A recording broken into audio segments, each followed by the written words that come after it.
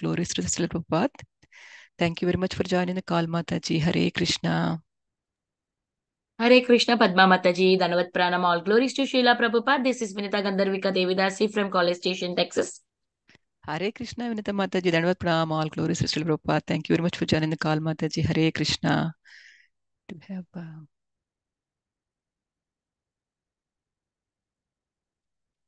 Hare Krishna Mataji, this is Manmohan from India, and all glories to Srila Prabhupada and all devotees, obeisances to all the devotees. Thank you so much. Hare Krishna, Manmohan Prabhuji. Please accept my humble obeisances. All glories to Srila Prabhupada. Thank you very much for joining the call, Prabhuji. Hare Krishna. Hare Krishna Mataji.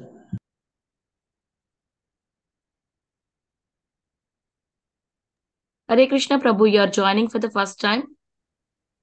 No, I have joined a couple of times before also, and I got this link from a friend of mine, and I think I joined it day before yesterday also, I think. Yeah. Okay. Welcome, Prabhuji. Prabhu. Please join us regularly.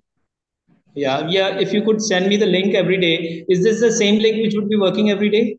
Yes. Prabhu. Are you there in our WhatsApp group, Prabhuji? No, I am not yet in your WhatsApp group. Yeah. Okay, I will put in the chat in few seconds the link for the WhatsApp group and our Telegram and also Facebook, YouTube. So we have different medias, so you can be connected with through that media. Yeah. Thank you so much. Thanks. Hare Krishna. Hare Krishna. Hare Krishna Mataji. Hare Krishna. Hare Krishna, Padma Mataji. This is Kamadeti Dasi from Baltimore. Please accept my obeisances. All goes to Srila Prabhupada. All goes to Maharaj and all the devotees. We are chanting very nice. Thank you, Mataji. Hare Krishna, Kamadki Mataji. Hare Krishna. Please accept my humble obeisances. All glories to Srila Prabhupada and all glories to Guru Gauranga. Thank you very much for joining the call, Mataji. Hare Krishna. Hare Krishna. Thank you, Mataji.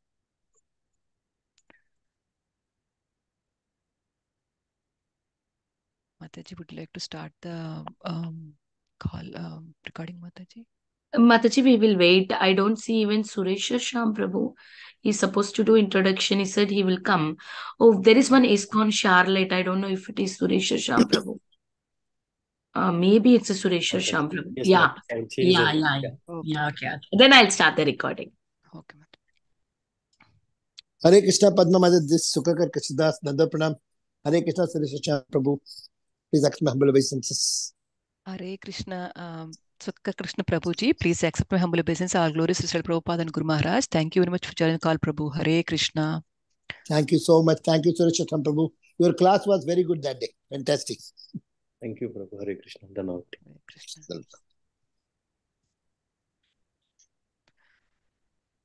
Hare Krishna, dear devotees. Welcome to the Bhakti Sanga conference call. Today we are fortunate to have His Grace Sundarananda Prabhuji for enlightening us the topic of Srimad Bhagavatam, 7th canto, 2nd chapter and 58th verse.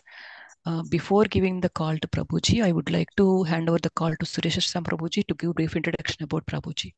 Hare Krishna, Prabhu. Please take over the call, Prabhu. Yeah, Hare Krishna Mataji, Dhanavad Pranam. All glories to Srila Prabhupada and Guru Maharaj. Here is a brief introduction about Prabhuji. His Grace Sundarananda Das is a disciple of His Holiness Ramapada Swami Maharaj. He is practicing Krishna consciousness since 2004 with guidance of his mentor, Prema Tarangini Mataji, and received initiation from His Holiness Ramapada Swami Maharaj in 2014. He works as an IT architect for his profession and currently part of Baltimore Temple congregation. He practices Krishna consciousness with his supporting wife and 2 lovely children. With a very humble demeanor and simplicity of heart, he is a natural speaker on Srimad Bhagavatam and has been invited on various forums to speak on Krishna consciousness topics. Prabhuji is known for his book distribution skills and interest in reading and presenting Srila Prabhupada books in a simple manner. He serves as one of the coordinators of Bhakti Sanga, especially engaged in assigning speakers and coordinating the Srimad Bhagavatam chapter summary sessions. He also facilitates few reading groups for reading and discussing of Srila Prabhupada books. Hare Krishna Mataji, Dandavad Pranam. Back to you, Mataji. Please accept my humble obeisance and Pranam, Prabhu. Thank you so much.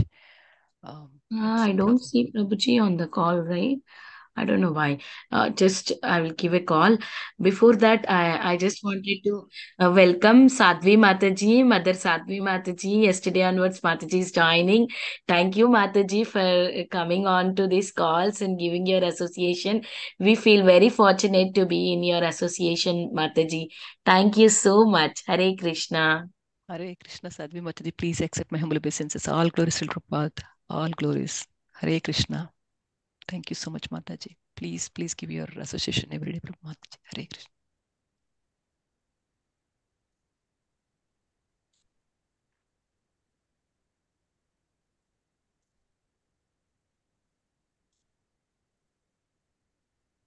Is Prabhuji there? Yeah, Prabhuji is there. Yeah. Okay.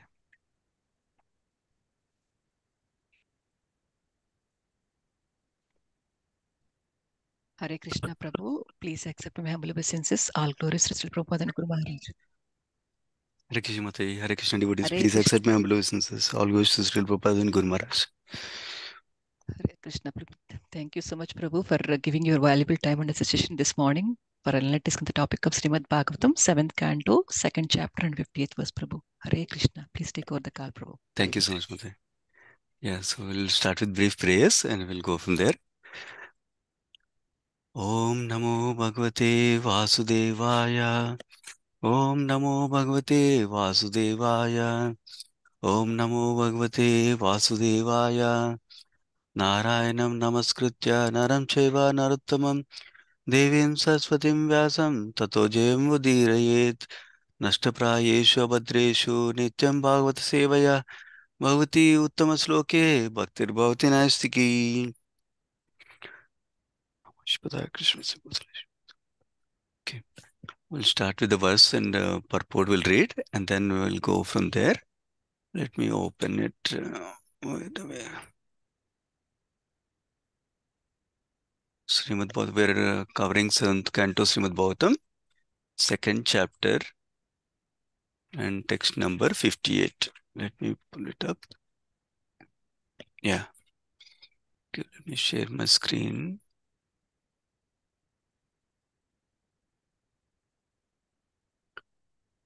Okay, so today's verse, 7th canto, 2nd chapter, 58th verse. Sri Hiranyakasipurvacha Bala evam pravadati sarve vismita chetasaha natayo menire sarvam anityam avatotitam. Synonyms, word for word meanings. Sri Hiranyakasipu Vacha. Sri Hiranyakasipu said, Bale, while Yamaraja in the form of a boy, evam, thus, Pravadati, was speaking very philosophically. Sarve, all, Vismita, struck with wonder. Chetasaha, their hearts. Gnatayaha, the relatives. Menire, they thought. Sarvam, everything material. Anityam, temporary. Ayata Uthitam, arisen from temporary phenomena. Translation and purport by Sri Prabhupada. Sri Prabhupada ki jai.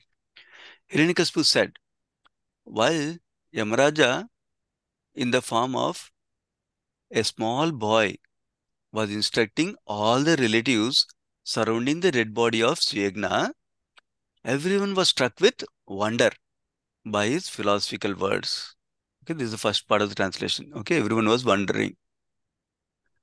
They could understand that everything material is temporary, not continuing to exist. Purport by Sri Prabhupada. It's a nice verse and purport, so we can discuss.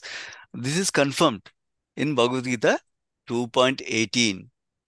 Antavanta imedeha nitya shokta saririnaha. The body is perishable, but the soul within the body is imperishable. Therefore, the duty of those advanced in knowledge in human society is to study the constitutional position of the imperishable soul and not waste the valuable time of human life in merely maintaining the body and not considering life's real responsibility. Every human being should try to understand how the spirit soul can be happy and where he can attain an eternal blissful life of knowledge. Human beings are meant to study these subject matters, not to be absorbed in caring for the temporary body, which is sure to change. No one knows whether he will receive a human body again. There's no guarantee.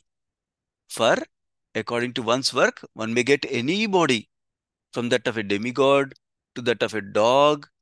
In this regard, Srila Madhvacharya comments, Aham mamabhimanadi tvayatottam anityakam mahadadi yatottam cha nitya chapi yatotita asvantrataiva prakritihi swatantro nitya eva cha yadartha bhutascha para eka eva janardanaha. That's what you'll focus on. We can see the purport for that verse translation.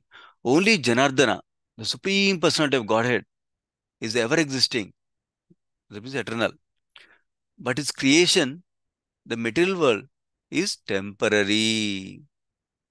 Therefore, everyone who is captivated by the material energy and absorbed in thinking, I'm this body and everything belonging to this body is mine, is an illusion.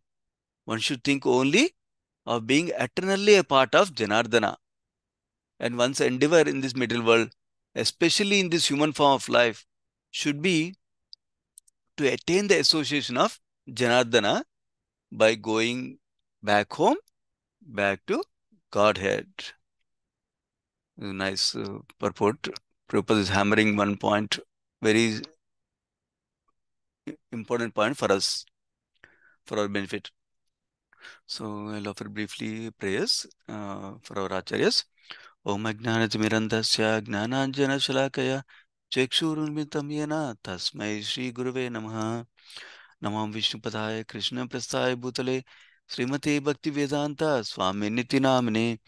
Namaste Saraswati Deve Gauravani Pracharine Nirvishesha Shunyavadi Paschatya Desatarini. Jai Shri Krishna Chaitanya Prabhu Nityananda Sri Advaita Gadadhara Srivasadi Gaura Bhakta Vrinda. Hare Krishna Krishna Krishna Hare Hare Hare Rama Rama Rama Hare Hare.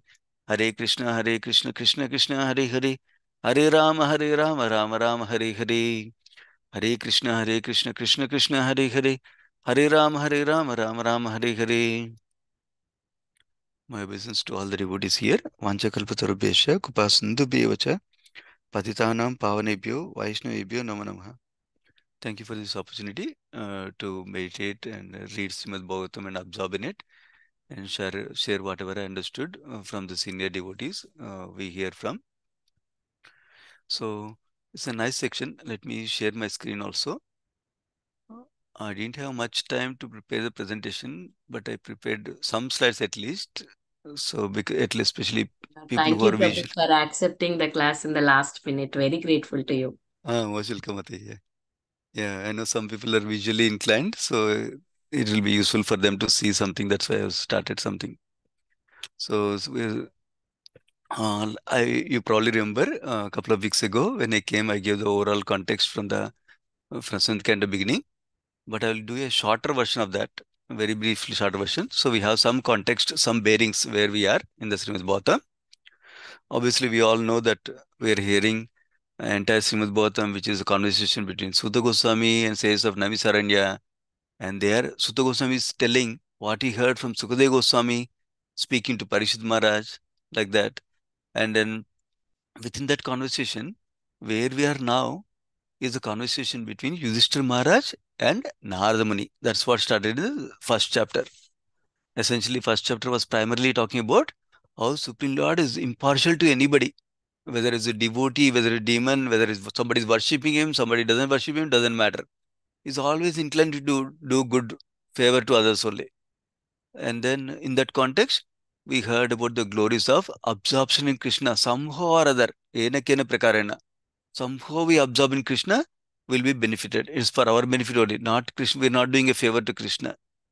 So that's what was glorified in the first chapter, which is impartial nature of Krishna, always favorable to everyone. Especially he loves his devotees, of course, but still he does good for everybody like that. And then when you absorb in Krishna somehow or other, will be eternally benefited. So towards that end, we heard. Now, remember, 7th canto is about Uti, one of the 10 topics of Srimad Bhagavatam, where we are hearing about positive inclination to Supreme Lord, like a pure devotee like Prahlad Maharaj, and then negative inclination of devotee who is acting as a demon here, Hiranyakasipu. Also, we are inclining what is the impact of it, what is the result of that positive inclination and negative inclination towards the Supreme Lord. Interestingly, any connection with Supreme Lord, however, is still beneficial. We discussed last time. So Narada Muni in this chapter, second chapter, is explaining how Hiranyakasipu became an enemy of the Supreme Lord, Vishnu. And then that is leading towards the topic of how he became enemy of his own son Prahlad Maharaj, because Prahlad Maharaj is remembering Supreme Lord Vishnu. So in that context, he is describing how Hiranyakasipu became an enemy of Supreme Lord Vishnu. Through that, what happened was Hiranyaksha was killed by Supreme Lord in the form of Varahadev. And when Supreme Lord killed brother of Hiranyakasipu, Hiranyaksha, that's when Hiranyakasipu became very angry, we saw in this chapter. And he wanted to destroy Brahmanical culture, destroy all the sacrifices done by Brahmanas. So that way, he thought all the demigods will be starved because they don't get any results of sacrifices. And then because of that, he thought Supreme Lord also can be killed like that, because he's starved from everything that is coming to him through Brahmanas, like that he thought. So after explaining that, then Hiranyakasipu notices that his mother and his wife's brother both are very sad and lamenting by the death of Hiranyaksha. So he started to console them. He started to console them by describing the philosophy of the soul. And he describes two stories we heard until the last verse of this chapter. So I'm just summarizing it, not going into detail. Basically, main point is Hiranyakasipu so far told about the eternality of the soul and temporality, a temporary nature of matter and the body. That's what he told so far in a summary fashion. How? Not by his own speculation. Is referring to Mahajana, Yamaraj, telling instructions to queens of King Suyagna who died. So in that story, he described how queens were lamenting so much. They didn't want to leave the body of King Suyagna. They didn't want to even cremate or anything. So, as described, Yamaraja came personally there as a young, small boy. And he started instructing. Some of the key highlights we heard is how it's surprising that we all see people dying, but still we don't experience, oh, I will also die one day like that. My son will die someday. My father will die someday. My grandfather will die someday. It's very hard for us to accept. And then he says, Supreme Lord will protect everyone like he's protecting in the womb. He'll protect everyone. He's competent of protecting everybody and destroying whenever he wants. He's very independent. So our duty is to surrender to him and seek his protection, like that he described. And then he says, Supreme Lord only gives the results in the form of super soul to everybody based on what they did in the past lives and this life also. And the key point he is conveying, which is repeated many times, is soul is different from the material bodies, and soul is taking different bodies depending on the desires we have, depending on the karmas we're performing, depending on the activities we're performing. And even though we're seeing the body, actual soul is invisible for us. So don't think that if some soul leaves the body, don't think that soul has also destroyed. Soul is always there. And actually, by the soul's own power and knowledge, we accept higher material bodies like demigod bodies and lower material bodies like animals, insects, birds, like that, depending upon our own activity, our own actions based on the knowledge that we have. So then he says, those who understand this knowledge that we are eternal soul and our relatives we are seeing are eternal souls, and they're not the body, they're just taking the covering of body currently. They don't lament, he was telling. And then when he told this whole story of King Suyagna, still he saw the queens were lamenting only. Then what do you do? Then he said, okay, let me tell you another story. That Yamaraja narrates this story also. Story of a Kulinga birds, where we heard, I'm narrating it very, very, very briefly. Basically, he says, where he heard two parent birds were taking care of their young child birds so nicely. But then, even after taking care of them so nicely, then they happen to die in the hands of a hunter. And then, after that, after seeing the children dying like that, then mother bird also lamented so much. And in that deep lamentation due to material attachment for the baby birds, it also got stuck in the net of the hunter. And then we heard about how father bird, who was so materially attached to all these children birds and also the wife bird, then he also started to lament so much that he lost his intelligence on what to do at that circumstance right now. So what did he do? He also was lamenting so much, the hunter killed him with his arrows because he was oblivious of the circumstance and surroundings and situation he was in. So that's how he also got stuck into the lamentation. So that is a Kulinga bird story he also expressed. Now continuing further. So Yamraja concludes that even if you lament for hundreds of years for your husband will not become alive again. That means no benefit is coming to your husband just because of your lamentation. One point. Second point is, even if you lament for so long, actually your lives will be finished in the meantime. So that means you're not achieving anything for your own benefit also. Neither you're benefiting the person who left the body, nor you're benefiting yourself also. So we heard. So that means when we understand this eternality of the soul, then we do something that is benefiting the soul that left the body, and we also do something benefiting us as eternal soul also. That is the essential conclusion Yamaraja made. So then this is one Sureshwar Sham Prabhu, he highlighted this last point from the Bhagavata Pravaha book by Gauranga Darshan Prabhu, where he writes this lesson for us.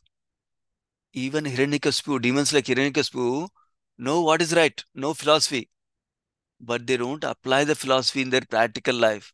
Why is that so? Due to their false attachments or lack of piety. These are very important for us. False attachment means attachments on the material side. And then attachment for prestige, attachment for name, attachment for fame, attachment for enjoyment, attachment for family members in terms of they need to take care of me, I want to take care of them, like that. Only materially taking care of them. Other lack of piety, or other terms, sukruti. When we don't have enough sukruti, then we cannot apply the knowledge we are getting also. That's the other point to note from here. Now, understanding this, let me go to the next slide. So now, with this context, that Hiranyakashipu explained the philosophy explained by Yamaraja himself, that how soul is eternal and matter is temporary, like that. Now, hearing that, we heard in this particular verse, what is the result of them hearing that whole two pastimes? That's what we are hearing in this particular verse translation. In this translation, we heard two main points. One is everyone was struck with wonder by the small boy's philosophical words. So, this is obviously is a common experience for many of us, that whenever a small children speak, everybody is very attentive because they like hearing to small children. They're very attractive. They're sweet in their words. So there's no false ego doesn't come usually in hearing from a small children like that. So that is one aspect. And the second aspect is when that same small children speak some philosophy, is very astonishing and is very wonder producing. Wow, a small boy knows so much. A small boy speaking such a wonderful philosophy like that, that causes wonder in people also. Yeah. So that is the first aspect of the translation we are saying. Second aspect of the translation is they all could really understand the philosophy. What is the conclusion of that philosophy that Yamaraja shared, which is shared by Hiranyakashipu in this context?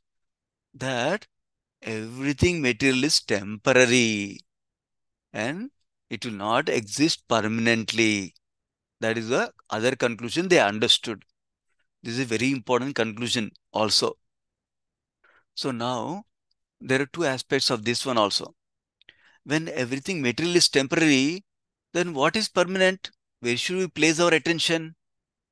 That's an important point to note. So Prabhupada in the purport highlights these 2 points. The points are that how everything related to matter is temporary, including our material body is temporary. That is one point Prabhupada makes. So now when I understand that matter is temporary, this body is temporary, and everything related to this body is temporary, then what am I supposed to do? Then I need to place my consciousness towards eternal, what is permanent. So Prabhupada talks about matter and body is temporary, soul is permanent, and our relationship with Krishna is permanent and eternal. So Supreme Lord is eternal. So, and our relationship with Supreme Lord is eternal. So then we need to do something for eternal, not absorbed in a temporary throughout our life. Focus on permanent like that. That's what Prabhupada is emphasizing in the purport. Now we'll go through the purport. See. So Prabhupada first starts with Bhagavad Gita 2.18 verse. So we remember second chapter of Bhagavad Gita is focused on knowledge of the soul, eternality of the soul and temporality of the body. So he's picking one verse from the Bhagavad Gita second chapter to establish that point that Krishna personally is telling to Arjuna in his own words. First, the knowledge that Krishna gave to him, which is body is perishable. Perishable means there's something that will destroy soon. And the soul is imperishable, that will never destroy. It's eternal. And Prabhupada writes, these are all points from purport only. So Prabhupada writes, duty of those in advanced knowledge is twofold. One is study the constitutional position of the soul. What does that constitutional position of soul means? We as the soul are part and parcel of something bigger, Supreme Lord Krishna, number one. And we are related to Krishna in the mood of service. So we are servant of Krishna also. That is our function in relation to the Supreme Lord Krishna. So we have to study that, Prabhupada is saying.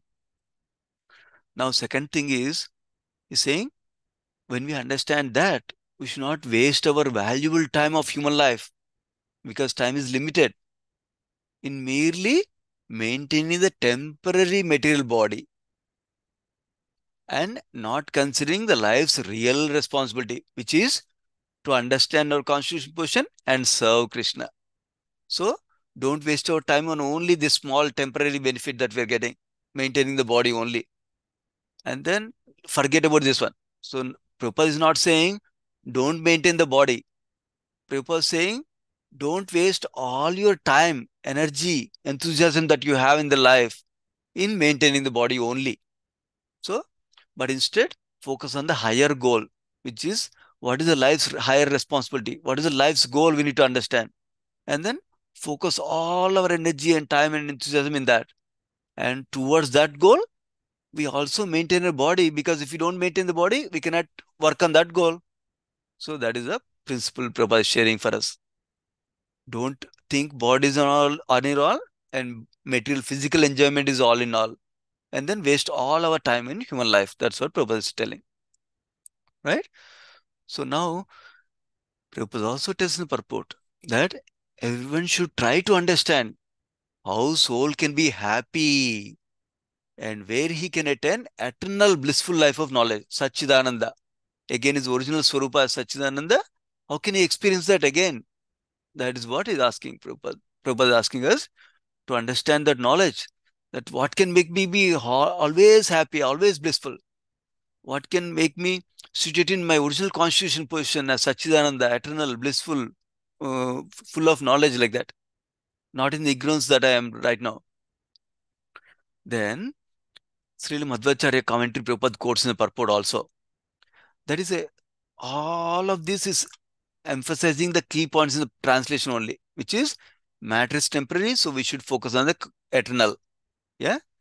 Madhvacharya commentary says, only Janardana, Supreme Personality of Godhead, is ever existing, is eternal always.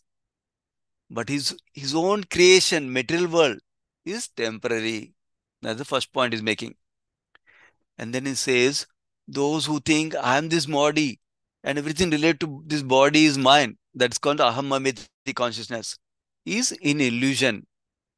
Because he's only focusing on, when he understands that his material body is do everything related to material body only, nothing special, nothing related to eternal goal that he has. That is an illusion, he's saying. Now, what is the conclusion? Conclusion is, one should think how we are part and parcel of Janardana, Supreme Lord, and understanding that we should endeavor in this valuable human life to attain the association of that Supreme Lord Janardana by going back home, back to Godhead. Those are the key points in purport. So again, to emphasize, Prabhupada is emphasizing the purport, understanding the temporality of the material world and temporality of the body, temporality of the matter. So we should focus on eternality of the soul and the imperishable nature of the soul. And then don't stop there. Then what? So what? I am soul is eternal. So what? Then we need to do what will get us to the eternal nature of being Sachidananda.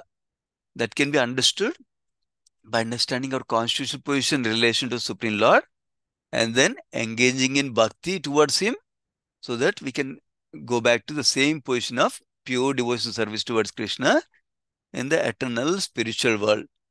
That is what Prabhupada is essentially telling us in the purport for us.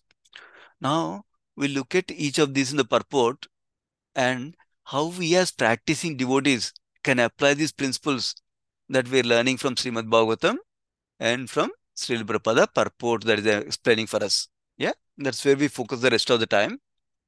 Of course, there's nothing fancy in this knowledge. Many of you heard this knowledge before. So, there's nothing special. But it's very important to hear again and again so that it remains in the foreground of our consciousness. And we never know. Krishna's mercy will come by somebody saying something, one particular word, one particular sentence, one particular class might help us by Krishna's mercy to make a big shift from at temporary, struggling through temporary, to the blissful knowledge of eternal and understanding the aim of life, goal of life, and then striving toward this life. So that's why we take the shelter of Shastra like this, Srimad Bhagavatam, Guru, Sadhu Shastra. So that will help us. Yeah. So we'll start with this particular statement from Prabhupada in the purport. He says, every human being should try to understand how soul can be happy and where he can attain an eternal, blissful life of knowledge. So many of us know that it's not a secret. Many of us know that all of us are trying in different ways. All the human beings in the world are trying in different ways. For one thing, we think that they're searching for happiness.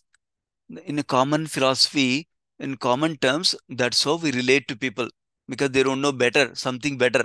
We tell them in their terms that everybody is looking for happiness. How is that proven?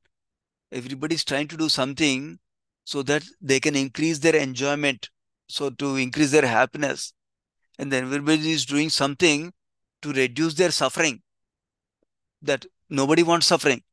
So that's what people are engaged in this world in all different endeavors that they're doing, all different thinking they're doing, all different research they're doing, like that. So now somebody may think we only want happiness, right? So now if that is happiness is all that we want, then let us say we get lot of sense gratification, lot of sense happiness. Then how can we not be happy with that? We say, I don't want any more, like that. Okay, there's a spelling here mistake. I'll fix it. So, for example, let us say we all like some particular delicious food item. Then we cannot keep on eating that particular food item, delicious one.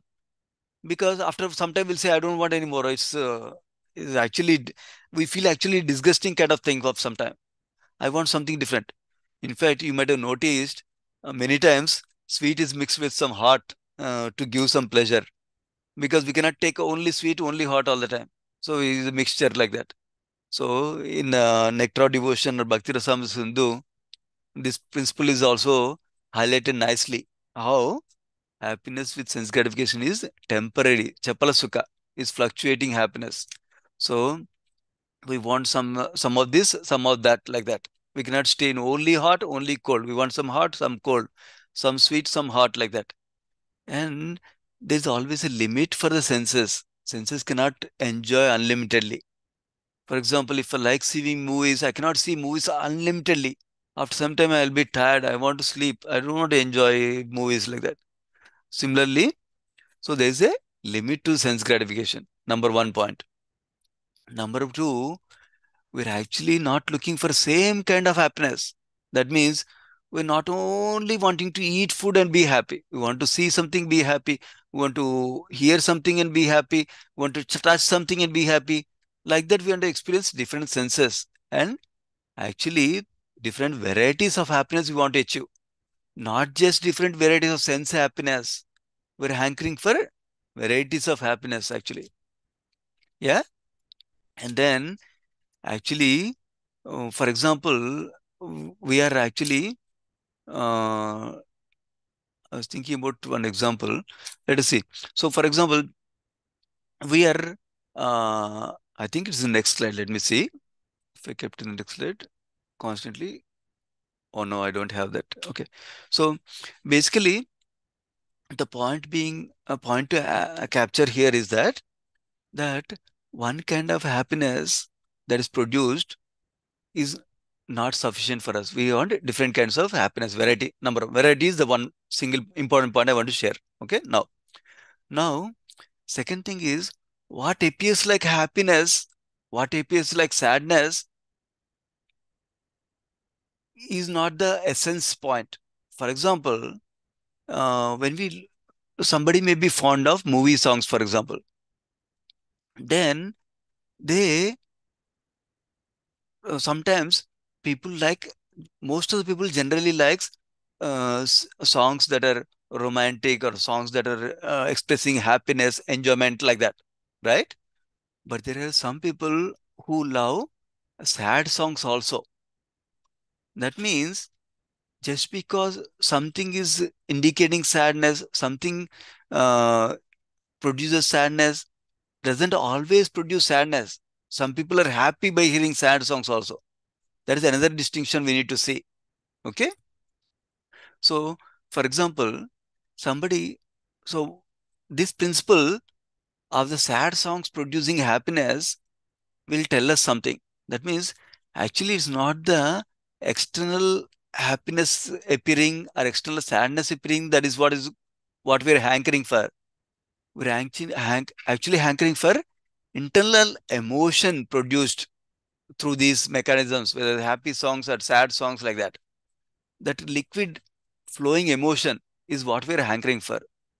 This is actually a term that most of us know, is we are actually looking for rasa, not just happiness, ananda. We're not looking for ananda, we're looking for rasa.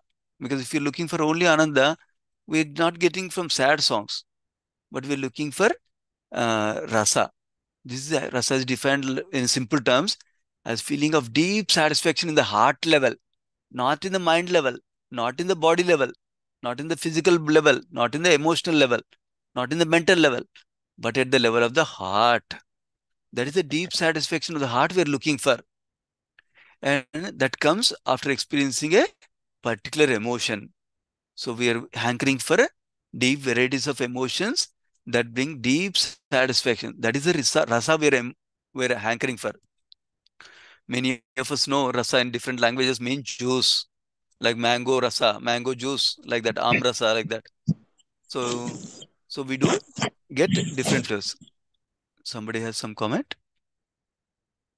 Mistakenly unmuted, Prabhu, muted. Okay, sure. Okay. So So basically, rasa is another term is juice. And even juices, we don't like only mango juice. We cannot drink mango juice every day like that. Some people may drink for 1 year, 10 years maximum, but after that they'll get bored. They'll say, give me some other juice also, please. So like that, watermelon juice, guava juice, something else, some other things juice people want. Always different types of juice like that, different flavors. Similarly, we want that variety of emotions, experience. We wanted that experience of variety of emotions. Yeah, this is where I was talking about the songs of happiness and sadness, right? This is what I was covering. So that that liquid flowing emotion is what we're looking for, rasa. And that constant change of happiness we're looking for. And in fact, when we those who have experience of seeing dramas or live theater, then they can attest to that. They will really love seeing real living people performing drama, and they emphasize with one particular character and get absorbed in it, and they experience that rasa. They cry, they laugh, they feel for the hero, they feel for the villain, like in a negative way sometimes, like that. That is happening because we are experiencing the rasa, we are enjoying that. Yeah. But the rasa is very difficult to obtain in this world through the physical things, sense gratification, or through mental, emotional things. Even if you have the rasa, experience the rasa little through drama, that's only a short living, temporary. Okay. But we're looking for a happiness that lasts for a long time at the heart level. So now that is where our aim of life is to experience this rasa constantly. So don't be alarmed by these statements that does not include Krishna, that does not include Krishna consciousness, that does not include bhakti. Don't be alarmed. It's a simplistic explanation of aim of life is to experience this rasa constantly. Why am I going through all these things? Because Prabhupada is saying we have to understand how soul can be happy and how we can achieve the constitutional position of eternal blissful life of knowledge, right? So it's important to understand this knowledge that not only the soul is eternal, but what are we really after? What do we really want? Then we understand what we really want. When we understand our eternal need of the soul, then we actually strive to that goal, not something else, something else, something else. There's a distraction for us. So when we really understand our need properly, actually, Bir Krishna Goswami Maharaj in North Carolina, he tells this empathic communication seminar. One of the core principles I like in that knowledge he shares with us is that we all need to understand our need as a body, at the mind level, at the soul level. When we understand our need, he says, we can find the right strategy to fulfill that need, he says. So that is what we are trying to do. We are establishing what is our real need, what is the real aim of life. Then we can strive properly to achieve that need nicely. That means we'll find the right strategy. By eating too much, I'll get this need fulfilled, or by engaging with these people, I'll get this need fulfilled, or by doing this, I get this need fulfilled. We understand that. Okay. That's why we're doing this. So we are all hankering for that rasa. And not one time, not for 10 minutes, not for 1 day, not for 10 days, not for 1 year. We want the rasa to remain constantly. And we also want to have a variety in that rasa. Okay, that is a principle we got to so far by studying what we are all hankering for so far. Now, what is the source of rasa? That rasa? Source of that rasa is the fundamental source in spiritual world is our Supreme Lord Sri Krishna, who is called as Akila Rasamrita Murti, is the personification of all rasas we can think about. He is the source of all different rasas. So now we understood that we are hankering for constant rasa. Now we understood where that rasa comes from. We understood it comes from Krishna, the Supreme Lord, Supreme Personality of Godhead, like Prabhupada coined it nicely. That he's a person with emotions, a person with, he's a sentient being, Prabhupada writes in some purports of Bhagavatam. So now we understood we are hankering for constant rasa of different varieties, and our source of that rasa is Sri Krishna. Of course, each of these can be expanded further, but considering the time, we're going further. So Krishna is the source of all rasas. Okay? In fact, Krishna is the source of everything we know. Krishna is the absolute truth. Prabhupada defines absolute truth right in the front of Bhagavatam, like we all know. Krishna actually means not just one person in spiritual world. Krishna means he includes all the energies, material energies, spiritual energies, including all of us together. That is what is Krishna as absolute truth, including the rasas. Now, if we understand Krishna is the source of rasas, then we understand if you somehow come in contact with Krishna, direct contact with Krishna, we can experience that rasa. So, we all have this experience. We tend to make friends with people who understand us, who understand our needs, who understand what we want, who understand what we're trying to do. And they're in same wavelength, we say. So such people we relate to, we become friends to them, and we love them, we like them like that. Similarly, imagine if there is one such person who understands every emotion we're going through in the heart, then, and he speaks the right things to us, he relates to them in a right way, exact way that triggers our emotions furthermore, nourishes our emotions furthermore, then we love that person eternally. We'll say, I want you, I want you to be there always with me, like that, right? That person is our Krishna, our Supreme Lord. Because he understands the exact emotion we are going through. And then he will relate in an exact way that will nourish that emotion. In fact, in Sri Chaitanya Charitamrita, we hear about this practical experience happening. Sri Chaitanya Mahaprabhu has few of the eternal associates like Ramananda Rai, like Sarvabhauma Bhattacharya, and Swarup Damodar specifically is a very close associate. Swarup Damodar and Ramananda Rai. These two personalities had some specific service to do. What was their specific service? They understood the heart and emotions of Lord Chaitanya Mahaprabhu, and they nourished that emotion. In fact, we hear this from again Bir Krishna Maharaj, empathy communication also, where he talks about one aspect that is very important for our relationships also, where let us say somebody is trying to grieve, somebody is trying to feel bad. We don't say don't feel bad, don't feel bad. That's negating their emotion. That is not helping them. We think that's helping them, but it's not helping them. We should understand their feelings. We should empathize with their feelings. Then that will give support to them. More than us telling them, don't cry, don't cry. That will not really empathy. Similarly, when Lord Chaitanya Mahaprabhu used to go through these ecstatic feelings, highest feelings that I don't understand fully, we understand a little bit from Acharyas, what they're saying. Lord Chaitanya used to go to the deep feelings of separation with Srimati Radharani. And he used to cry, used to bang his head to the wall. Like that, he used to go through extreme emotion.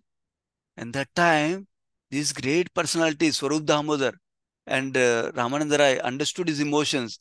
And Swarup Damodar composes or recites a proper verse from Srimad Bhagavatam that nourishes his emotion, Lord Chaitanya's emotion. He says, speak again, like that. And we hear again in Sri Chaitanya Charitamrita, another incident where King Prataparudra had a hard time to get association of Lord Chaitanya, because Lord Chaitanya wanted to set an example. Sannyasis don't associate with materially rich people. So, but because of the mercy of devotees, because of the association of devotees, King Prataparudra got some service before Lord Chaitanya Mahaprabhu, got some special service to massage Lord Chaitanya's lotus feet after Radhayatra in Jagannath Vallabh Gardens. That time he recites Gopi Gita slokas. When he recites Gopi Gita slokas, Chaitanya Mahaprabhu says, wow, you are wonderful. Please recite again. Please recite again. That is again nourishing the emotion that Lord Chaitanya Mahaprabhu is feeling. Similarly, we are very much, our rasa is very much nourished when we are in association with Supreme Lord Krishna, who understands exactly our emotion in our heart and can reciprocate perfectly. Our wife or husband can understand little bit, can reciprocate little bit. Our close friend can understand something more, can reciprocate in little way.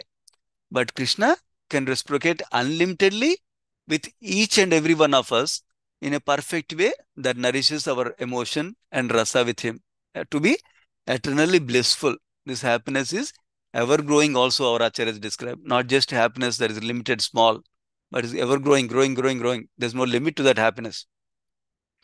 So now we understood we're all hankering for this constant rasa.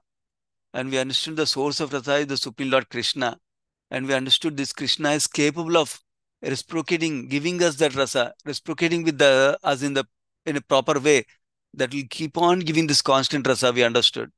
Now, the way to engage and attain that rasa with Krishna, that relationship with Krishna, awaken that relationship with Krishna, is by performing bhakti yoga, devotional service. By practicing devotional service, we can again attain that rasa with Krishna that we're all hankering for.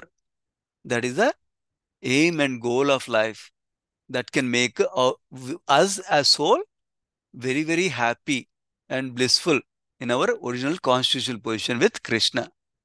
So far, we understood one statement of Prabhupada that tells us how we are a spirit soul, we're part and parcel of Krishna, and we're all seeking for constant rasa, and that rasa can be found by engaging in bhakti with Krishna.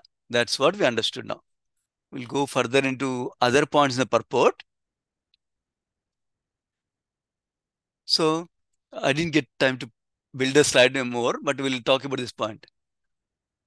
Prabhupada is saying, actually this is a Madhvacharya's quote, Prabhupada is quoting, one should think of only of being eternally a part of Janardana, Supreme Lord Krishna, and one's endeavor in human life should be to attain the association of Janardana by going back home, back to Godhead. And remember, other thing we heard is not waste valuable time of human life in merely maintaining body and not considering life's real responsibility. So we'll focus on these 2 points now. How we should not waste in maintaining the body only, and how we should strive towards attaining this rasa with Krishna. Those 2 things we'll discuss. Okay. So now, for anything, so we'll talk about the principle level and we go to the practical details, what we can do as practicing devotees. At the principle level, for us to do anything, we need to understand why we should do it. We should be motivated to do that. That means we should always work on the why before what. My Guru Maharaj constantly tells us. Work on why, understand why, then we can what and how will follow easily. Okay. So we should, in the devotee life also, many times we get lost in the what and how. How I should chant, how I should read, how I should hear, how I should go to temple, what I should do, like that. Those are important, but not the most important. The most important is why I should do it, why I should go to temple, why I should chant, why I should hear, why I should read Srimad Bhagavatam, why I should attend Srimad Bhagavatam every day. What is it doing to me? How will it help? So that why is very important for us in our life. So when we solidify that why, then that gives tremendous motivation for us, tremendous inspiration to move forward in whatever we're doing. So in that understanding, that is why Srila Prabhupada gave us a wonderful program of, many devotees call it a sandwich program, doing our devotion service, so direct devotion service in morning and evening. Even though unfortunately we need to spend so much time in the middle of the day, earning money, doing this, taking care of this, taking care of that, like that. But if we protect this morning and evening times that we have for direct devotion service is called. Remember, Prahlad Maharaj talks about 9 forms of devotion service. Shravanam, Kirtanam, Vishnu Smaranam, like that, starting with hearing, chanting, remembering Lord. So we do those direct devotion service in the morning and evening. That's so we can solidify our why and solidify our determination, solidify our enthusiasm, solidify our confidence in Krishna and Bhakti, like that. Yeah. So to do those, so one of the things we need to know is when we hear Shastra, when we associate with devotees, especially pure devotees like sadhus, when we associate with them, we actually gain their aspirations, we gain their confidence, we gain their determination, we gain their enthusiasm. It's not the knowledge we're getting from pure devotees. Knowledge can come easily. What we're getting is their heart. How they're so confident that Krishna is there. How they're so confident Bhakti will give them the goal. How they're so confident the devotee association is so valuable. How they're so determined that no matter what, we should stay in devotee association. How they're so determined, all they want is service to Krishna. That is what we learn when we hear from pure devotees. So that's why in our life, we should always have this sadhu sanga in our life. Sadhu sanga we're getting primarily from scriptures like Srimad Bhagavatam. When we're reading Srimad Bhagavatam purport, we're associating from greatest to one of the greatest sadhus, our Srila Prabhupada. So that opportunity we should never leave. Reading Prabhupada books gives us the association of pure devotee. That gives us aspirations in our heart. So notice, when we get the aspirations in our heart, desires in our heart, that will drive the action later on. That's why we focus on every day to have sadhu sanga. That is coming through reading Srila Prabhupada books and hearing classes, especially from pure devotees, like for example, Prabhupada classes, Prabhupada disciples classes, like that. There is no substitute for them. We should hear from them regularly. Of course, this doesn't mean we don't hear from peers like me. For example, I'm not so advanced. But what is the benefit of hearing from peer like one of you, or somebody even who doesn't know as much as you, who is not so as advanced as you? Is we hear their perspective, their struggle in devotion service themselves also. And then we hear how they are experiencing bhakti in their life at a smaller level also. Sometimes we can relate to them also easily. For example, when somebody is saying Krishna is the Supreme Lord, how we are enjoying bliss in chanting the holy name, pure devotee may tell, we should always chant nicely, because when we chant, we are experiencing the sweetness. But I don't experience sweetness, I cannot relate to them sometimes. So then, but when somebody is telling me, oh, you know what? I chanted for 10 years. Suddenly what happened is my light bulb went away.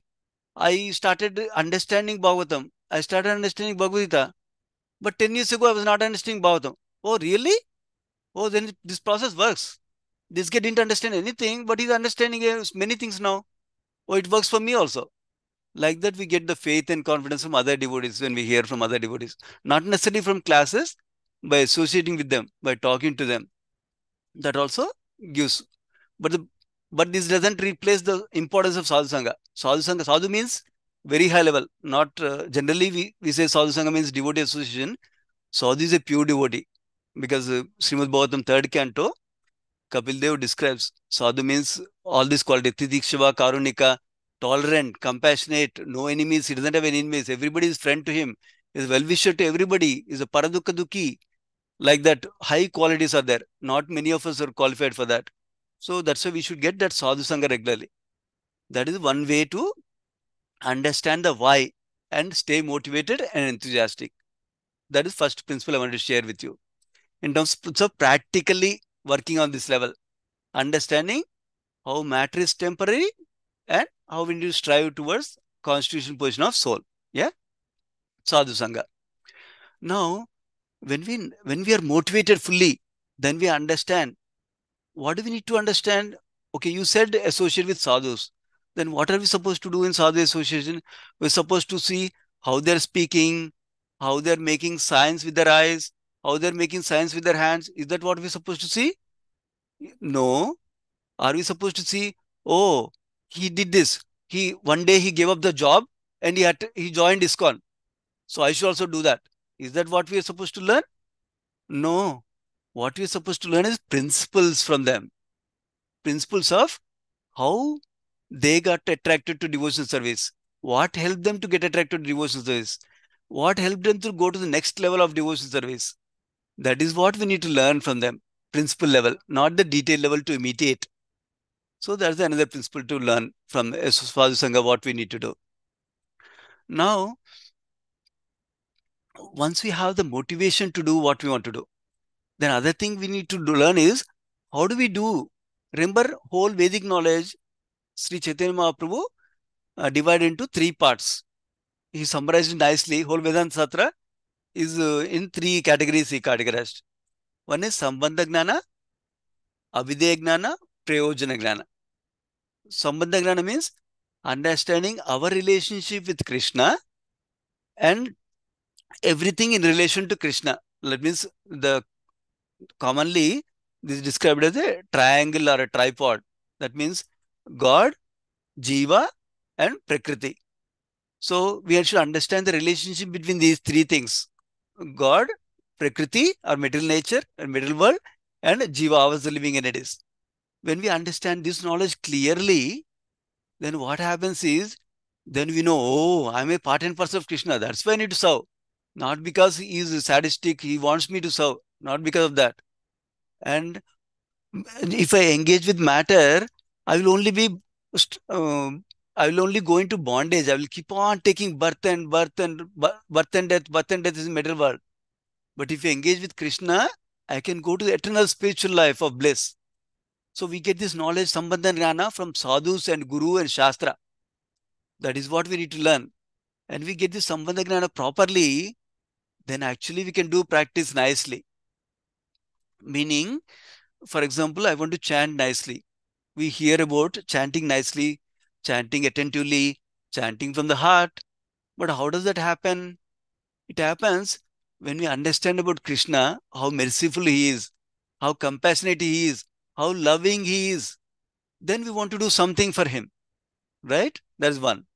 Now, number two, when we understand the value of chanting, then we want to chant nicely. That means that is also coming from Guru Sadhu Shastra. That's why we need to hear and read scriptures. Yeah. And then when we understand, oh, I understand when we do sense gratification, then that is harmful to bhakti. I heard that from in classes. But then I'm not able to control my senses.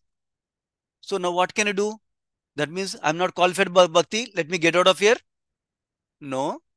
Then we need to pray to Krishna. Krishna, I heard from a class that sense gratification is bad for me. It's only causing destruction. But I cannot get rid of this sense gratification. Can you please help me, Krishna?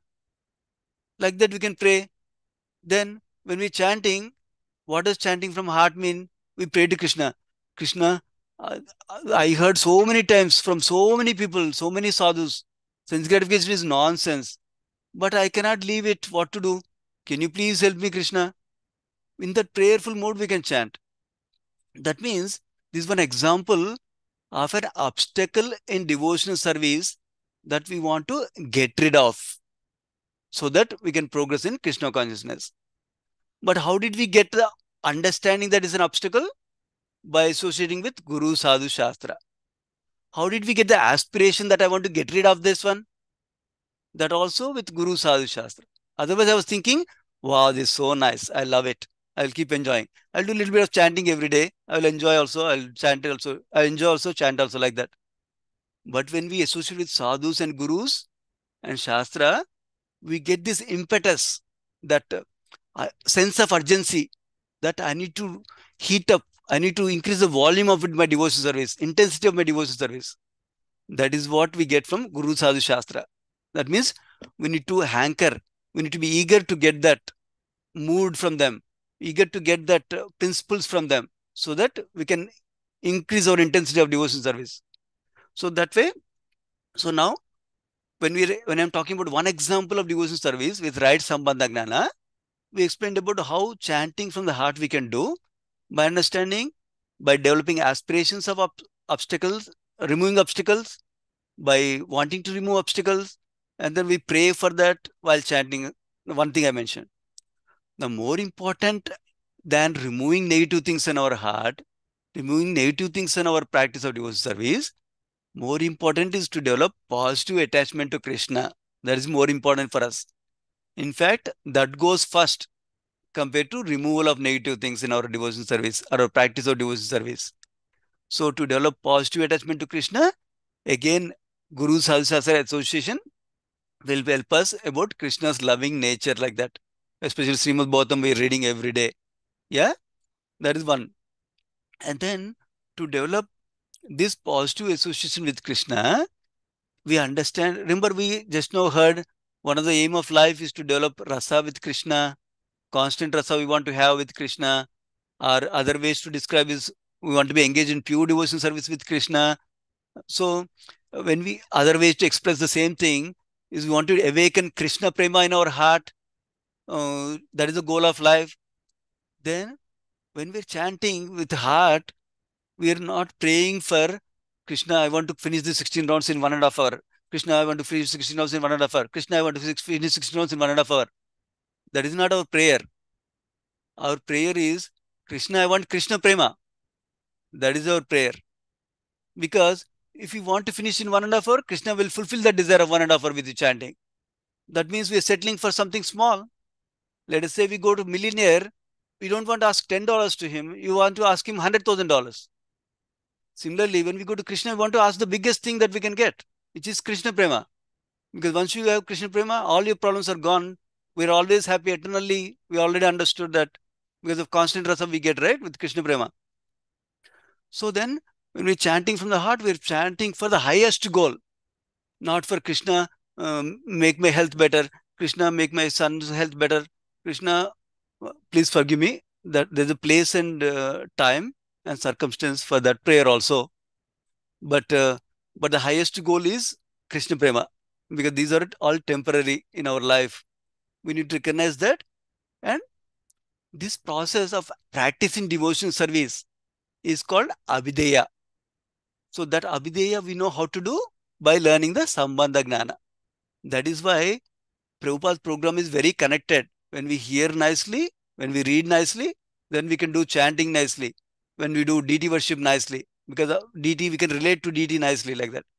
So sambandha we heard, abhideya gnana we heard. Then the scriptures also talk about prayojana. Prayojana means what we need to, what we'll get after this. Because all of us don't want to do anything unless we know what do I get, what's in it for me. So that way it's very important to understand what will I get. Like we discussed, right? Constant rasa we're seeking for it. That constant happiness we're seeking for it. So when we understand in spiritual world, when we go to spiritual world, how Krishna is eagerly waiting for us, Krishna is eagerly waiting to embrace us, Krishna is eagerly waiting to have loving exchanges with us. When we understand all this by hearing the Srimad Bhagavatam pastimes, how Krishna is relating with his devotees, then we'll also become eager to go to that stage. So that Abhideya Gnana also we get from Guru Sadhu Shastra. So all these will help us to get motivation, one aspect. Now just motivation is not enough. We need to have conviction or confidence. This is actually Swayam Bhagavan Keshav Maharaj wrote an article last month. So I'm very attracted to the formula kind of thing he gives. That's why I'm sharing like that. Motivation, conviction, and then environment he tells like that. I'll explain those. So the conviction. So we need to have the confidence that I can do it. Because even I went through in my devotional life stages where I was first trying to see, is bhakti really useful? Is bhakti really helpful? Started there. Are devotees really selfless? Started there. But then I understood, oh, devotees are really selfless. They want to serve me. They want to help me only.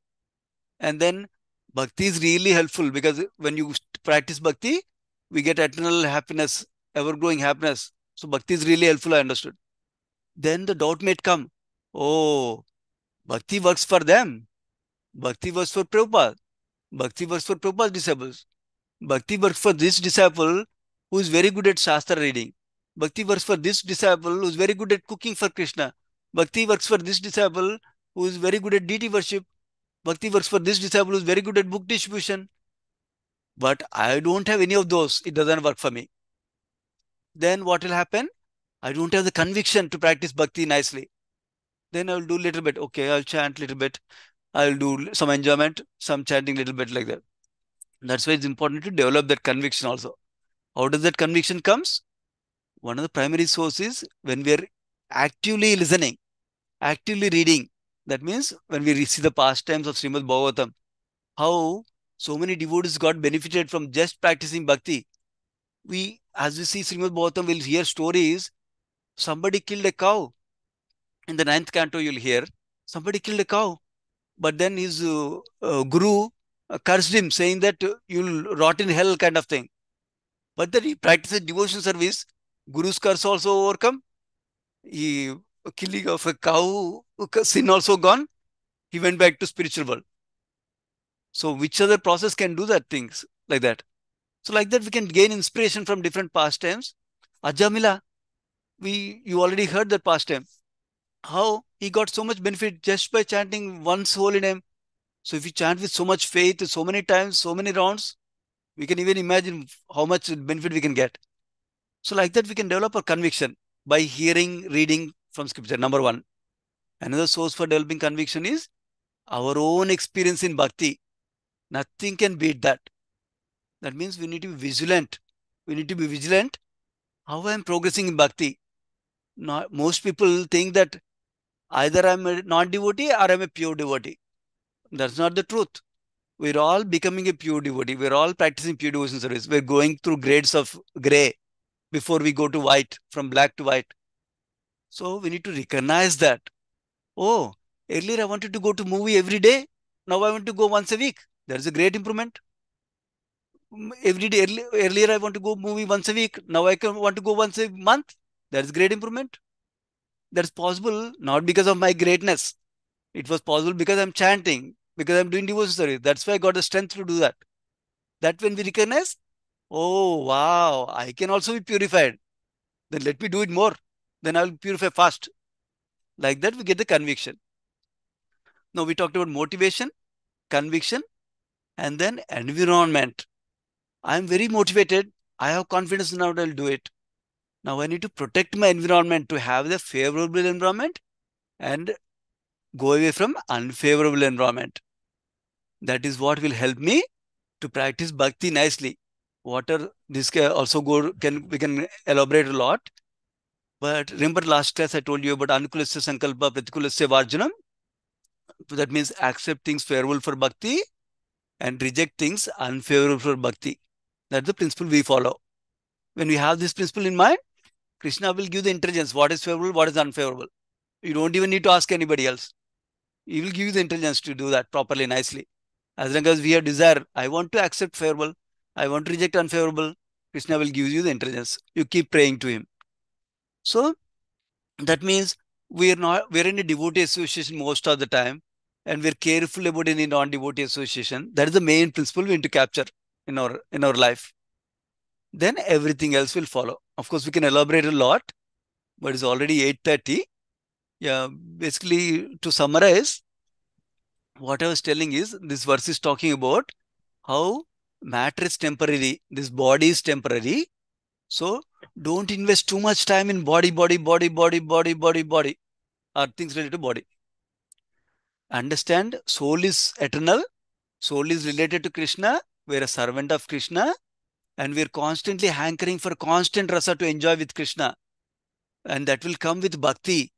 So when we understand that, we spend maximum time, energy, enthusiasm in bhakti instead of spending maximum time in non-devotional activities related to body, maintenance of body, like that. Yeah.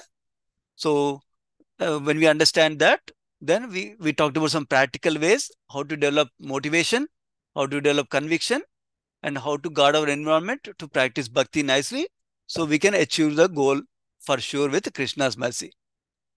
I'll pause here for any comments or questions anyone has. Of course, there's so many different directions you can go. Many of you know this knowledge already, but it's a reminder for most of us. Thank you so much. Hare Krishna. Hare Krishna, Prabhu. Hare Krishna. Such a wonderful, very practical things to how we can, in easily understandable way, how we can put this in practice and do it. Thank you so much, Prabhu. Hare Krishna. Dear devotees, Prabhu, you have time for some questions, Prabhu? Yes, Mataji, sure. Yeah. Oh, wonderful, wonderful class, Prabhu. Thank you. I see some raised hands. Sukakar Krishna Prabhu, please go. Hare Krishna Prabhu. Dandavad Pranam Prabhu. Hare Krishna, Sundaran Prabhu. It was really fantastic. You went practical. Each and every step by step you went, and how to get to know what is matter, what is soul, what is temporary, what is permanent. And slowly you went, and you came up to the level of pure devotional service. So wonderful pack, Prabhu. I think everybody should hear this every week once, so that after 1 month they will know where they stand. Thank you so much, Prabhu. It's a practical class. Come again and again, Prabhu. Sure. Thank you, Prabhu. Hare Krishna, Prabhu. Preeti Vilasini Mataji, please go ahead, Mataji. Hare Krishna, Prabhu. I don't have any questions, but then thank you so much for giving this beautiful framework. It was so nicely organized and easy to follow, with a lot of practical examples on how to implement this. So thank you for weaving this together so nicely, like starting from how we are frustrated in this world, how love for Krishna is the actual source, actual thing that we should be hankering for, and then how we develop it slowly, gradually. Of course, there is no question of non-devotee and fully pure devotee. We are all practicing, we're all trying to be there. So it was a very nice reminder that we have to be practical and still aspire, and the goal is achievable. So thank you so much. Thank you so much for showing us this ladder, step by step, how we progress. Very grateful for your classes, Prabhu. Please come more often, and I hope you come more often. I think last time itself, some of these slides we were unable to cover because of lack of time. I hope some of that content was covered today. So thank you so much, Prabhuji. Hare Krishna. Yeah, thank you for the encouragement, Mataji, and also opportunity. Hare Krishna. Prabhu, Hare Krishna, especially that the motivation and conviction and the environment thing is very, very wonderful, Prabhu. Very practically. Yeah. Hare Krishna. Sivakumar Prabhuji, please go ahead, Prabhu, with your questions. Thank you, Prabhu. Hare Krishna. Thank you. Hare Krishna, Prabhu. Dhanavad pranams to you. Prabhu, one question from today's class, Prabhu, on the relationship that you talked about.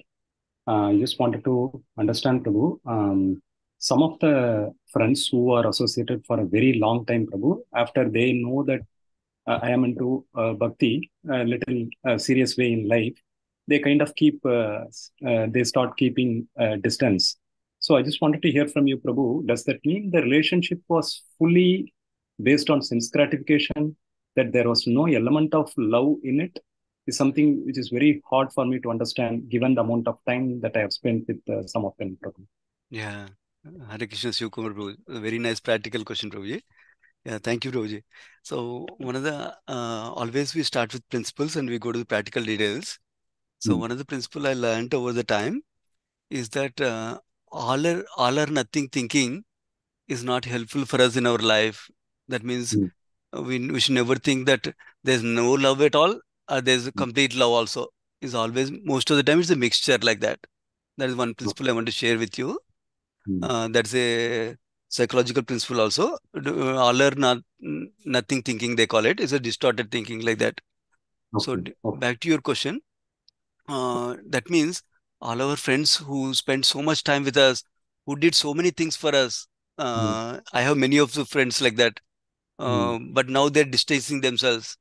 So how do we understand that practically? Do they not have any love, or is all based on sense gratification like that, right?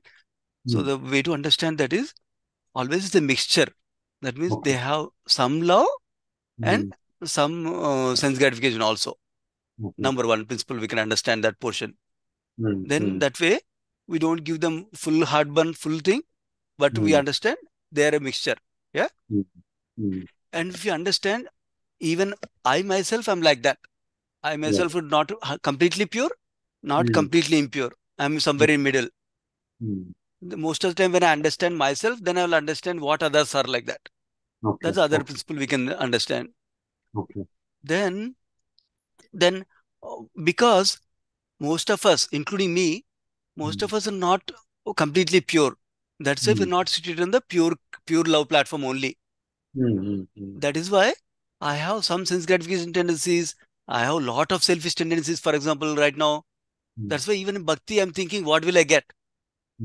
If I do lamp to Krishna, what will I get? That is my current condition. So similarly, most of the people unconsciously, unfortunately, they're not thinking, oh, I want to get something from him. I want to harm him to get something from him. They're not thinking like that. But unconsciously is coming out because of the impurity that they have. So that is why our Bhakti process is so wonderful that it helps us to purify slowly I don't know if you have the experience. Many devotees have this experience. Initially, they pray, Krishna, make me happy. Their prayer is only that much. Then slowly, as they advance in bhakti, they'll pray, Krishna, make my wife happy, make my children happy. And their advanced bhakti some more, they'll think, Krishna, make my Bhakti Rusha members happy. Then they'll pray, Krishna, make my iskcon temple branch in Baltimore happy. Then they'll pray, please bless all the iskcon devotees to be happy. And their advance, please bless all the living beings, somehow get them closer to you. So that is the beauty of bhakti. Because people are not practicing bhakti, they don't get that selflessness like that. That is another principle we can learn, Prabhuji. And another thing is that people don't know how to process when somebody is aspiring for one goal and I'm aspiring for another goal. So it's okay for two people to have different goals and still be friends to some extent. But because the goals got changed, they cannot do same activity that they were doing before. That will contribute to different goals now.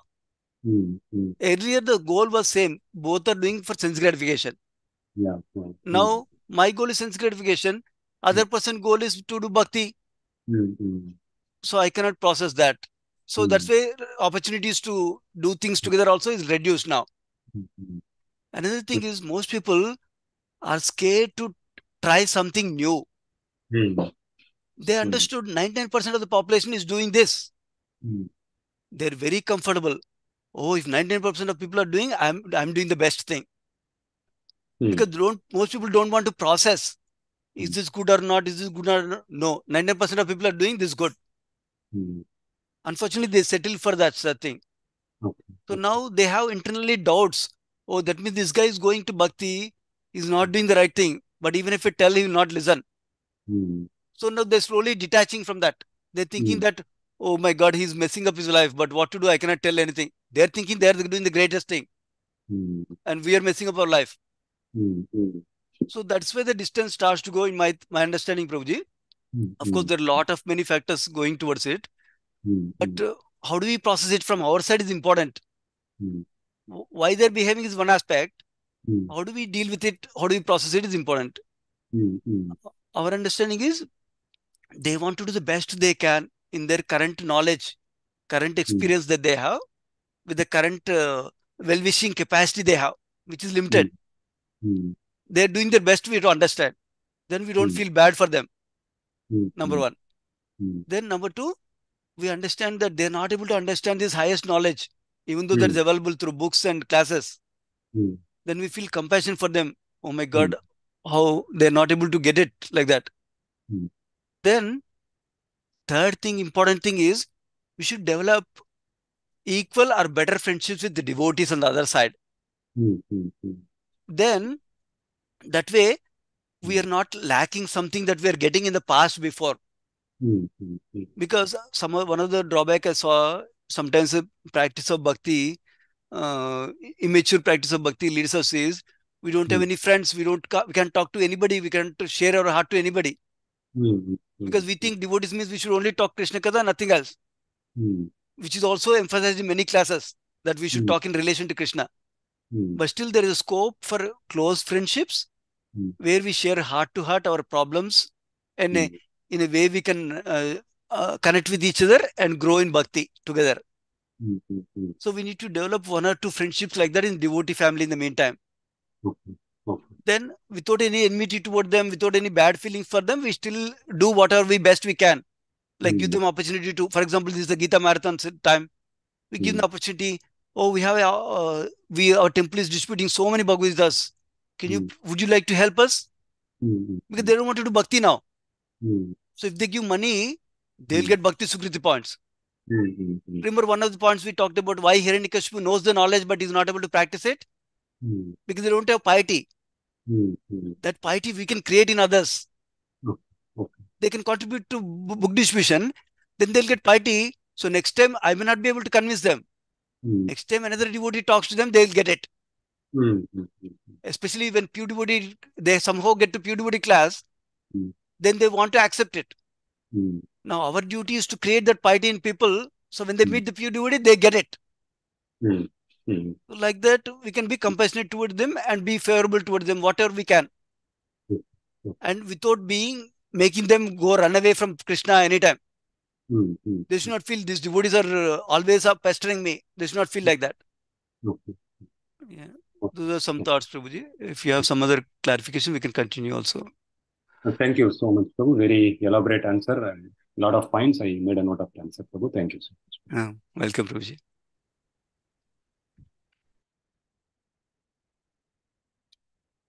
You're on mute, Padma Mataji. Or I cannot hear. Let me see. Others can hear? Okay, no. I think it's my problem. Okay. Hare Krishna, Prabhu. Thank you, Prabhu. Manmohan Prabhuji, please go ahead and ask your question, Prabhu. Hare Krishna. Hare Krishna, Mataji. Hare Krishna, Sundaran Prabhuji. And it was just such a nice talk you gave and very practical, and it was very enlightening also. I just have one question. Like you talked about environment and persistence, and the environment is the last thing which you talked about, was just motivation and then conviction and then environment. Suppose if you have the motivation and you have the conviction and the environment is not proper, just very near to you, if the environment is totally against for you to do bhakti, then how do you like cater to that? Like the environment, suppose if you yeah. Very nice practical question, Prabhuji. Yeah, it's a nice. So looks like we understood the principle of environment. Why environment is important, we understood. Now we are dealing with when we have unfavorable environment for bhakti. How do we practice bhakti in that environment like that? That's the question. So this is the beauty of bhakti. One of the principles from bhakti is that nothing material can stop bhakti. Nothing material can hinder bhakti. That's a wonderful principle we know. In the first canto, second chapter, there's a verse that talks about ahaitiki apratighata bhakti. So that means uninterrupted and unmotivated, right? We can develop confidence in that principle, that I can do bhakti no matter what circumstance. That's the first principle we can learn and develop confidence in that. Now, second principle is how we practice bhakti when the environment is favorable versus when the environment is unfavorable can be slightly different. And we should be able to accept that. That means, for example, I might have tendency that understanding that in the favorable environment, I practice bhakti by chanting loudly 16 rounds every day morning. That is my understanding of ideal bhakti. Now, I should not aspire to do the same thing in unfavorable circumstances also. That is immaturity. So many times, the problem comes when I understand what is the ideal way of practicing bhakti, and I want to practice at the same level in this also, even though that is right and best for me.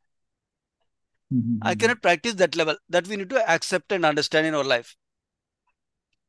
So when I understand that, my expectation got reduced automatically. Number one. That doesn't mean my bhakti got reduced. My expectation is how to practice bhakti changed. That's all.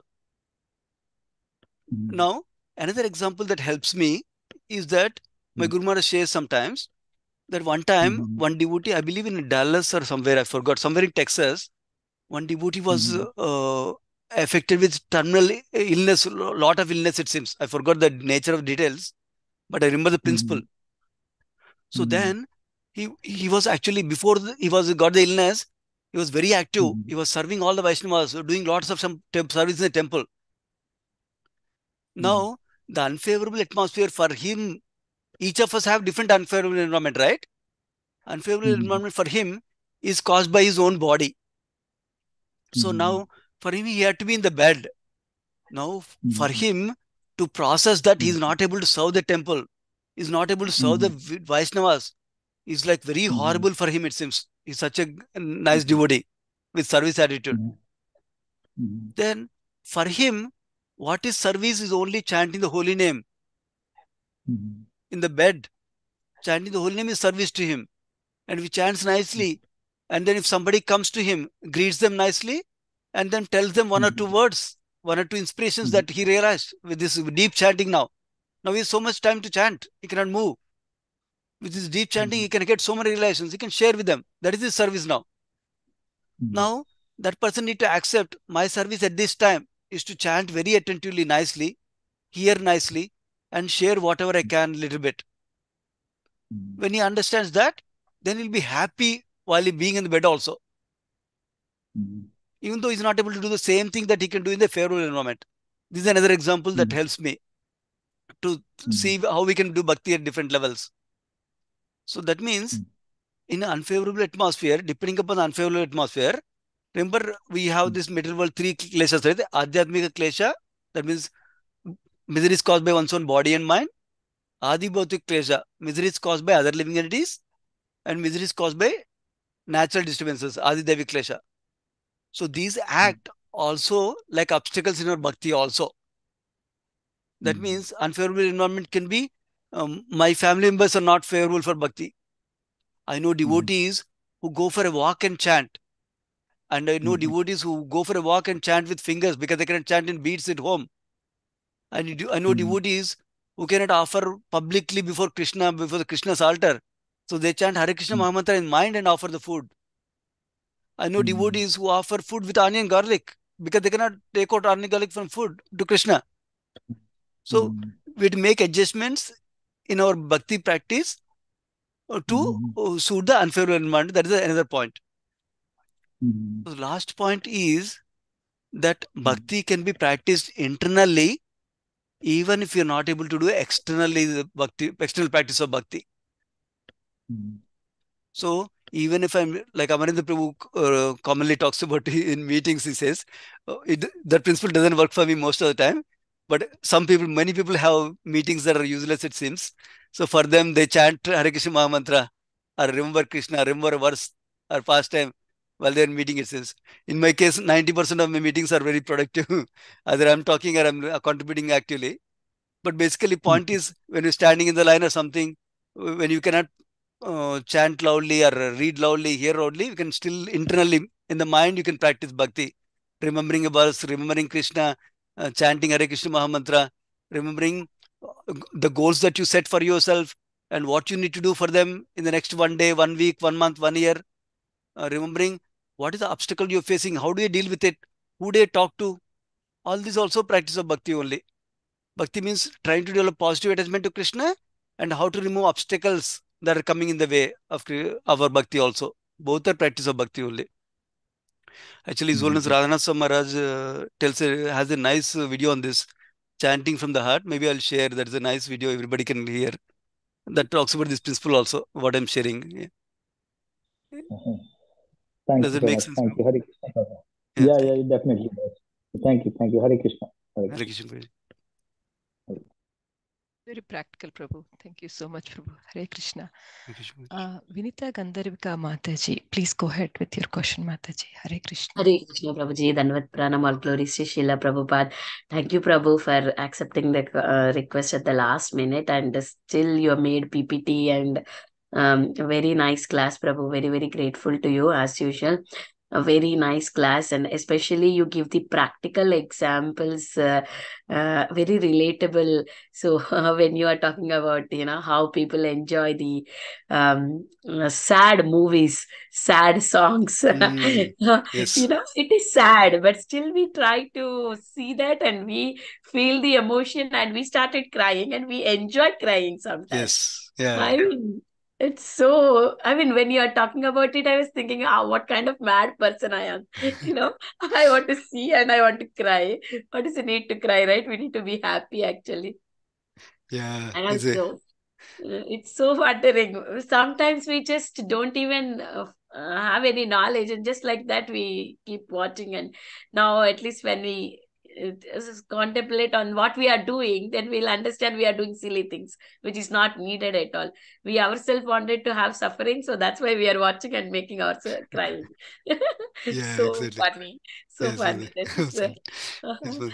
And also, Prabhu, you are very, very encouraging, like words you are using, like how you're telling about if some people are watching every day, then they can decrease it to, if they are decreasing it to like weekly once or weekly twice, then that is also an improvement. Like you are showing us, like very good encouragement and hope for the future, like where I will also be able to be in that place where that devotee is there. I don't have to be dissatisfied because I am here.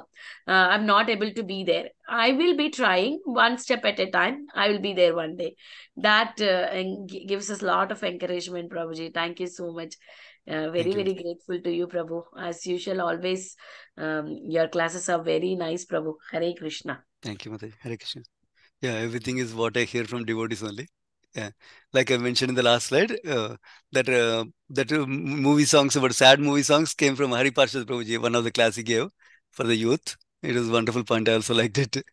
So thank you, Mataji. Thank you, Prabhuji. Hare Krishna. Hare Krishna. Krishna Prabhu, very, very practical and always encouraging and very, very humble. Even people, even after so many times, I'm talking about myself, so many times, so many instructions, but still I am such a fallen soul, but you still encourage me and help me grow in Bhakti. I am so, so grateful, Prabhu. Thank you, Prabhu. Hare Krishna. Thank you, Mataji. Hare Krishna. You are making hopeless people to become hopeful. Yeah, because that's my experience, Prabhuji. Yeah, I was hopeless. I am hopeful now. Thank you. Yes. So humble you are. Thank you, Prabhu. Hare Krishna. Thank you, Prabhu. Hare Krishna. Dear devotees, any questions? Anybody has any other questions? I don't see any raised hands.